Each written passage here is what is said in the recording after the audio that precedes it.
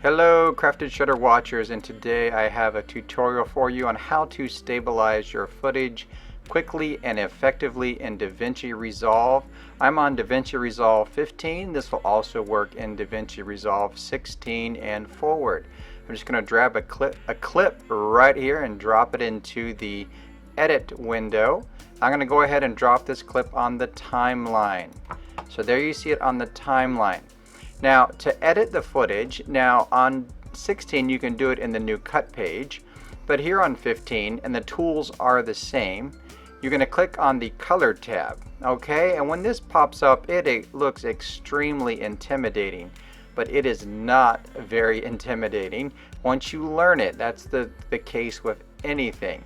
As you look at these tabs, these buttons down here below, you're going to want to look at the target one.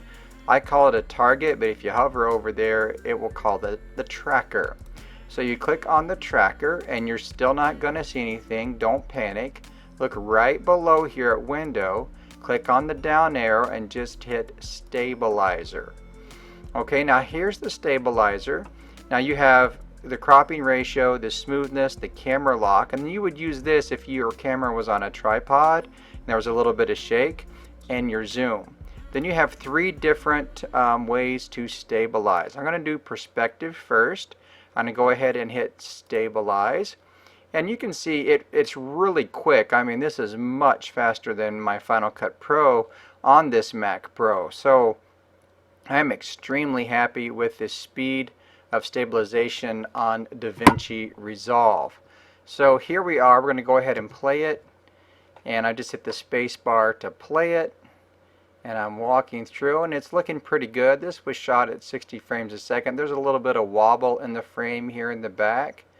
And if I turn zoom off, you're going to see, you know, the frame moving around, and you don't of course want that as your final output, but that's what you're going to see there.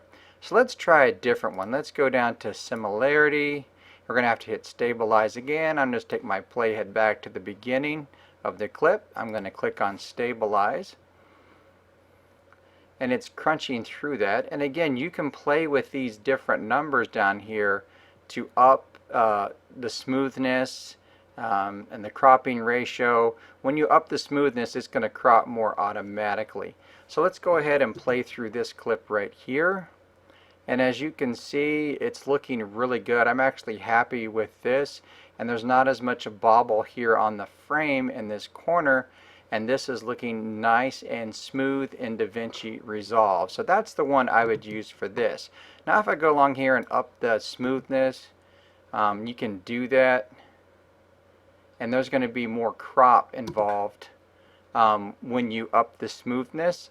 And of course you have the cropping ratio. So remember not to ignore the three different possibilities here in Davinci Resolve, and remember that it's under the color tab right here to stabilize your footage. This is a very useful feature, and again, you can do this on the new cut page in Resolve 16. So if you have any questions, let me know. I hope that you found this useful. If you haven't subscribed to my channel, please do so. My goal is to create tutorials that you can follow along with on a second monitor or on your phone without wasting time, and get the job done when you need to get it done. Thanks for watching, and we will see you in the next video.